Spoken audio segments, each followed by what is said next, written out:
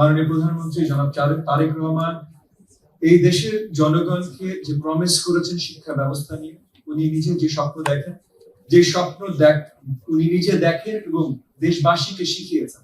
ওনার নেতৃত্বে যে স্বপ্ন এখন আমরা দেখি এবং বাস্তবায়ন করার জন্য কাজ করছি, সেটা যেন সঠিকভাবে হয়, তার জন্য এই $48 মিলিয়ন যেমন আমরা ব্যবহার করব, একই সাথে বাংলাদেশের ইতিহাসের সবচেয়ে বৃহত্তর বাজেট অ্যালোকেশন এবার শিক্ষা খাতে গেছে। এটা গেছে এবং মাননীয় প্রধানমন্ত্রী পরিষ্কার করেছেন এটা আরো বৃদ্ধি পাবে। 2% জিডিপি হয়েছে, আগামী 4 বছরের মধ্যে এটা 5% জিডিপি যাবে। এবং মনে রাখবেন, মাননীয় প্রধানমন্ত্রীর পরিকল্পনা সবকিছু ঠিকভাবে ইনশাআল্লাহ যাবে, তাহলে আমাদের জিডিপিও অনেক বাড়বে। সো আজকে 5% যা হতো 5 বছর পর 5% তার থেকে অনেক বেশি হবে। সেটা সুব্যবহার, সঠিক ব্যবহার, জনগণকে সঠিকভাবে সার্ভ করবার জন্য আজকে আমাদের ডেভেলপমেন্ট পার্টনারদের সহযোগিতা যেমন দরকার। মাননীয় প্রধানমন্ত্রী স্বপ্ন দেখিয়েছেন, পথ নির্দেশন করেছেন।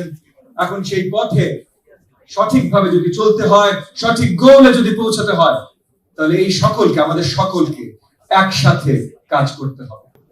এখানে কোনো ধরনের বিভেদ, কোন ধরনের এইটা মানি ওইটা মানি, এইটা করতে চাই ওইটা করতে চাই না করা যাবে না।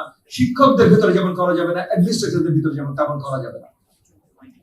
সো আমাদের প্রাথমিকে যেমন 3.5 লক্ষের উপরে টিচার আছে, আমাদের মাধ্যমিকে 7 লক্ষের উপরে টিচার আছে। এটাই একটা বিশাল জনগোষ্ঠী।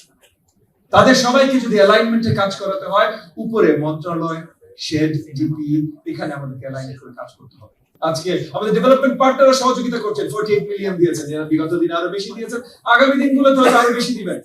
আমরা সকলের সাথেই কথা বলছি, ইউরোপিয়ান ইউনিয়ন আরো যত আমাদের ডেভেলপমেন্ট পার্টনাররা আছেন, জিপি ফান্ডেও আমরা আশাবাদী আগামী দিনগুলোতে আরো বেশি পাবো।